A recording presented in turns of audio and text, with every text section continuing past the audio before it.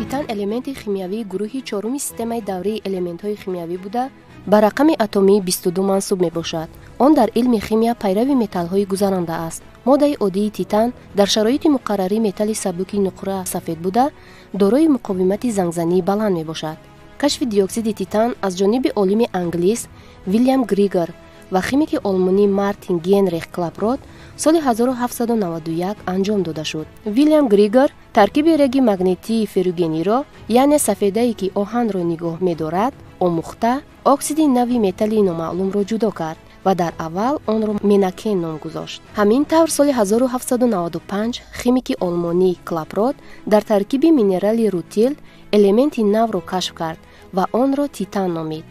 пас аз 2 сол Клапрот муайян кард ки оксиди рутил ва манакен оксидҳои як элемент мебошанд. пас аз 10 сол кашфи титан бори сеюм ба амал омад. олими франсуз Луис Воклен титанро дар анатаза кашф карда исбот кард ки рутил ва анатаза оксидҳои якхелаи титан мебошанд. намунаи аввалини металли титан соли 1825 аз ҷониби олими шведӣ Ҷонс Якоб Берсельюс гирифта шудааст. номи элементро Мартин Клапрот мувофиқи ақидаҳои худ оид ба номенклатураи химиявӣ гузоштааст. элементҳои панҷтатарини қишри замин ба ҳисоб меравад ва ҳангоме ки Менделеев дар системаи даврии худаш ҷобаҷо мекард ва элементи титанро ҳамчун металл дар зергирӯҳи иловагии гурӯҳи 4 ва даври 4 ҷойгир кард ва тамоми чихеле ки мо аз маълумотҳои химиявӣ медонем, тамоми ҳамон элементҳое ки дар зергирӯҳи иловагии системаи даврӣ ҷойгир ҳастанд, онҳо дар табиат дар шакли металл ҳастанд, яъне онҳо дар шакли металлӣ ҳастанд. титан як металли нуқрагуни ҳамон сафед аст ва ҳоло яъне дар истеҳсолот, дар соҳаҳои саноат, бештар дар намудҳои гуногун ва дар соҳаҳои тиб инчунин васеъ истифода мебаранд ва мо инчунин яъне дар навбати аввал бояд мо аввал донем ки аввалин маротиба титанро кадом сол ки ва аз тарафи киҳо кашф карда шуд. пайдоиши ном мо ҳамчун металл кадом сол фаҳмидем ё ки дар китобҳои илмӣ кадом сол титан ҳамчун металл яъне машҳур шуд. ҳамчун металл яъне номи худро ба шарафи титанҳо яъне қаҳрамонони ҳамон мифологияи ҳамон юнони қадим фарзандони Гая гирифтааст. мо дар доираи ҳамон суҳбат мекунем ки ҳамон олимони қадим аввал маъданҳояшро пайдо карданд. аз ҷумла ин бештари аз ҳама маъданҳои машҳураш вай аст, рутил аст ва яъне оксиди титан аст, яъне дар табиат дар шакли оксиди аст. боз дар инҷо яъне бо шарофати номи ҳавай дар инҷо ворид карданд ва титанро дар гурӯҳи металлҳои камфаъол ҷойгир карданд, чунки дар табиат дар шакли оксидаш ва дар шакли намакҳояш, масалан дар шакли ҳамон номи имрӯзаш илменит, яъне феррум титан осе аст ва ҳамон дар табиат дар шакли пайвастагӣ машҳур аст. ана барои ҳамин онҳо ҳамон хосияташо пурра омӯхтанд ва дарк карданд ки ин металл дар куҷост ва чӣ хел бояд истифода бурда шавад.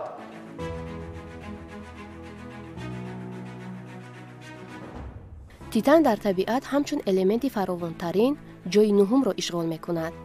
аз рӯи вазн миқдори он дар қишри замин 0,157%, дар оби баҳр 0,1001 мл-ро ташкил медиҳад. титан дар ҷинсҳои ультраасосӣ 300 грамм, дар ҷинсҳои асосӣ 9 килограмм, дар ҷинсҳои туршӣ 2,3 килограмм, дар гел ва сланеци бошад 4,5 килограммро ташкил медиҳад. дар қишри замин титан ҳамеша 4 валента буда танҳо дар таркиби оксиген мавҷуд аст.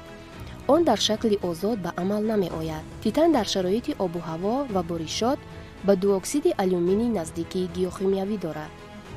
он дар биоксидҳои қабати обу ҳаво ва таҳшинҳои гели баҳрӣ якҷоя шудааст. зиёда аз 100 маъдани дорои титан дар табиат маълуманд. муҳимтарини онҳо рутил, илменит, титаномагнетит, перовскит ва титанид мебошад. маъданҳои ибтидоии титан бошад дар таркиби илменити титаномагнетит ва алювиали, рутил, илменит ва сиркон мавҷуданд.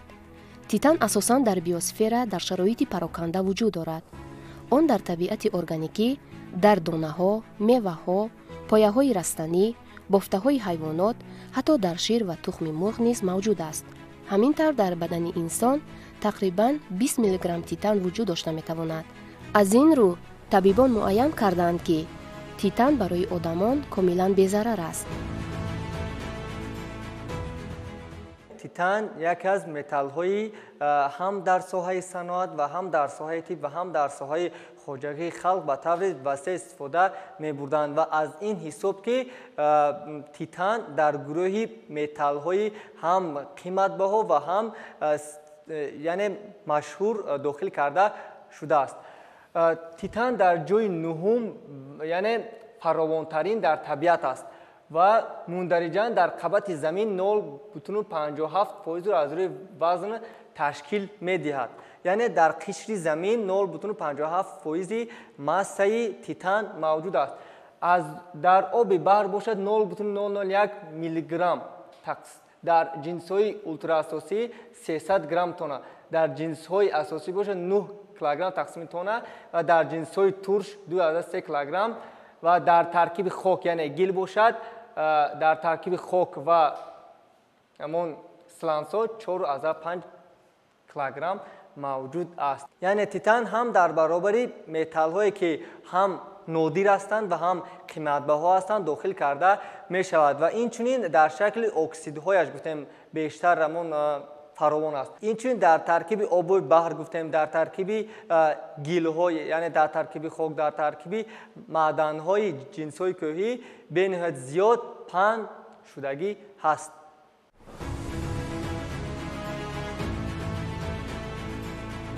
титан ҳамчун унсури кимиявӣ дар табиат хеле паҳншуда мебошад. ин металл хокистарӣ, нуқра ва сахт буда дар қисме аз канданиҳои фоиданок назаррас шудааст. инчунин онро қариб дар ҳама ҷо пайдо кардан мумкин аст. бадани одам барои кори мӯътадили тамоми узвҳо ва системаҳо бояд миқдори муайяне аз титани физиологиро ба худ гирад. миқдори титан дар бадани инсон тақрибан 9 миллиграмм буда дар шуш қариб 2.4 миллиграммро ташкил медиҳад. титан дар якҷоягӣ ба кремний ва ванадӣ дар равандҳои барқарорсозии бофтаҳои устухон пас аз шикастаҳо роли муҳимро мебозад. титан як қисми линзаи чашм, бофтаҳои эпителӣ, мӯй, нохунҳо ва устухонҳо мебошад. таъсири амиқи титан ба равандҳои барқароршавӣ дар буғумҳои вайроншуда, артрит ва артроз хуб омӯхта шудааст. титан дар танзими равандҳои оксидшавӣ дар зардоби хун бевосита иштирок намуда, инкишофи хунро беҳтар мегардонад. он барои табибон хислати пурарзиши биологӣ дорад. тибқи назари олимони тиб, инсон дар як шабонарӯз тақрибан 0.185 миллиграмм титанро ба воситаи об ва ғизо инчунин бо ҳаво қабул мекунад. аммо он дар рӯдаи меъда ба миқдори аз 1 то 3% дар суръати на он қадар баланд ҷабида мешавад. дар бораи заҳролуд будан ё набудани он табибон маълумот надодаанд. аммо ҳангоми нафаскашии мунтазами диоксиди титан миқдори зиёдатии он дар шуш ҷамъ шуда сипас бемориҳои музмини диққи нафас, сулфа бо балғам, трахеит, алвеолит ва ғайраро дар бадан меафзояд. ҷамъ шудани титан якҷоя бо дигар унсурҳои заҳрноктар боиси илтиҳоб ва ҳатто грануломатоз ки бемории шадиди рагҳо мебошад ҳамчун таҳдидкунандаи ҳаёт сабаб мегардад. аз рӯи баъзе хосиятҳои илмӣ агар мо назар афканем, бештар титан ба хосиятҳои металлҳои урандошта яъне маъданҳои урандошта бениҳоят монанд аст, чунки дар табиат қариб ки дар шакли оксидҳояш вомехӯрад. оксиди титан дар ин ҷо дар шакли хокаи сафед нишон дода шудааст, барои он ки дар равандҳои реаксияҳои خیمیایی موافق شود، چون که در طبیعت هیچ وقت اکسید تیتان در این شکل وجود ندارد. چه که ما در بالا قید کردیم در شکل روتیل است. یعنی حاضر ما معدن روتیل رو میبینیم که چگونه ساخت دارد. یعنی در اینجا تنها با مقصدی که یعنی برای ریاکسیه های خیمیایی موافق شود و ریاکسیه های خیمیایی تیزتر گذرد. این یک از اصول هایی که برای همون شرایط مساعد کردن برای گذشتن ریاکسیه های خیمیایی.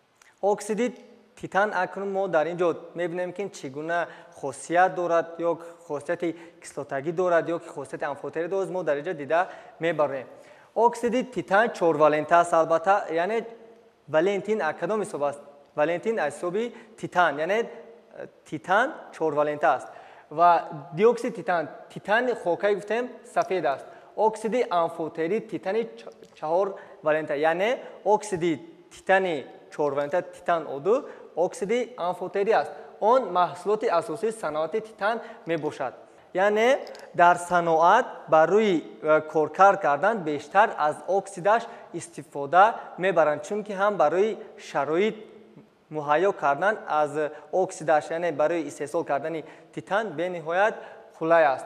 و تنها تقریبا 5% معدن تیتان برای استحصال تیتان خالص استفاده برده می شود. در شکل صاف خود در طبیعت در شکل مینرال های روتیل، آناتازا و بروکریت در ساختار دوی اول سیستم تتراگونالی و آخرینش سیستم رومبید دارند و میخورند قسمی اساسیش روتیل می باشد. در طبیعت در شکل روتیل که موجود است، برای همین در صنعت اول تمام معدن‌های تیتان داشته رو به اکسید آن تبدیل می‌دهند و بعداً با واسطه یعنی پیوست کردن خلور و این ریاکسیه که بنهایت در شرایط مرکب، یعنی بسیار هم شرایط دشوار است، برای همین در اینجا از روی این ریاکسیه انگشت تفسان رو میگذارنند. بعداً یعنی وقتی که انگشت تفسان رو میگذارونند در اینجا تترا خلورید تیتان و اکسید کربن دو ولنت حاصل میشد. بعداً از تترا خلورید تیتان با واسطه تاثیر کردن متال های اشکاری و اشکارزمینی، چون که اینها متال های فعال هستند، وقتی که برقرار میکنند یعنی مگن خلوردو و تیتان، یعنی با این اصول حاصل کردن تیتان می باشد. تیتان عنصری ریاکتیوی می باشد.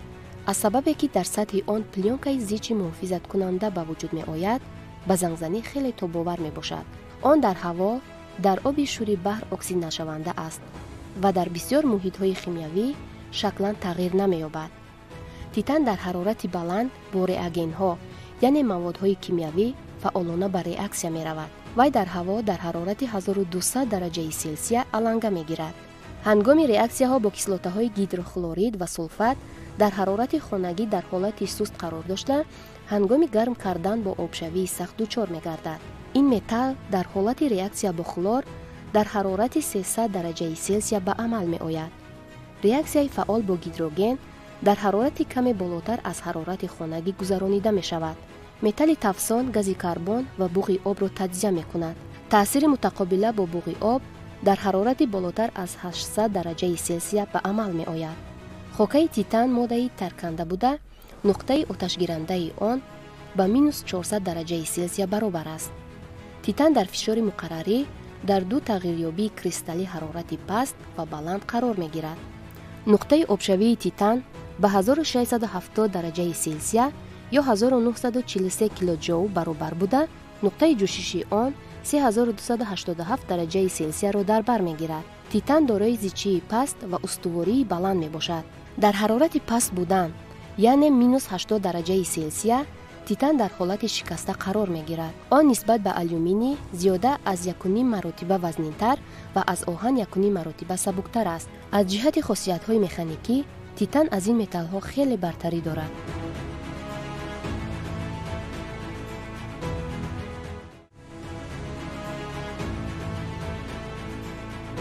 قوه تیتان متالی تقریباً با قوه پولاد برابر بوده، аз ин сабаб дар бисёр соҳаҳо мавриди истифода қарор мегирад. Истифодаи титани металлӣ дар бисёр соҳаҳо аз он сабаб аст ки титан нисбат ба алюминий 60% вазнинтар аст, аммо қувваи он тақрибан 2 баробар болотар мебошад. Титан дар шакли хулаҳо муҳимтарин маводи сохторӣ дар саноати ҳавопаймоӣ ва мушакӣ, инчунин дар саноати киштисозӣ бештар истифода мегардад. Ин металл дар саноати кимиё барои бунёди реакторҳо, қубурҳо, насозҳо ва арматурҳои қубурӣ бештар истифода мешавад. Дар саноати ҳарбӣ барои омода намудани зиреҳпӯшҳо, зиреҳҳо ва монеаҳои оташнишонӣ, дар авиатсия, корпусҳои киштиҳои зериобӣ мавриди истифода қарор мегирад. титан дар саноати мошинсозӣ ва равандҳои саноатӣ, аз ҷумла дар коргоҳи тозакунӣ, коркарди селюлоза ва коғаз хуб истифода мешавад. бештар титанро дар саноати кишоварзӣ, саноати хӯрокворӣ, молҳои варзишӣ, заргарӣ, телефонҳои мобилӣ, хулаҳои сабук ва ғайра истифода мебаранд. титан аз ҷиҳати физиологӣ ғайрифаъол буда, дар тиб аз ҷумла дар протезҳо, остеопротезҳо, имплантатсияҳои дандонпизишкӣ, дар асбобҳои дандонпизишкӣ ва заргарӣ истифода мегардад. нитриди титан барои пӯшонидани асбобҳо, гумбазҳои калисо ва дар истеҳсоли ҷавоҳирот истифода мешавад, зеро он ба фарсудашавӣ ва гармӣ тобовар аст. ранги монанд ба тилло дорад. хеле ки гуфтем титан дар маҳлулҳои ишқор ва кислотаҳои консентронда ҳал шуданаш мумкин аст. титан ба маҳлулҳои бисёри кислотаҳо ва ишқорҳо тобовар аст, яъне дар инҳо ҳам бар зидди инҳо муқовимат нишон медиҳад, аммо дар сурате ки мо пардаи оксиди онро аз байн бардорем. титан бо хлор ва яъне хлори намнок ва маҳлулҳои хлори обӣ тобовар аст. ҳангоми тафсондани титан дар ҳарорати 1200 градус гарм кардан, титан бо шӯълаи сафеди дурахшон бо пайдоишави фазли оксиди таркибашон тағйирёбанда меафрозад, яъне як ранги махсуси амон дурахшандаро титан ҳосил мекунад. На ин ки ба миқдори кам, бояд ки дар он ҷо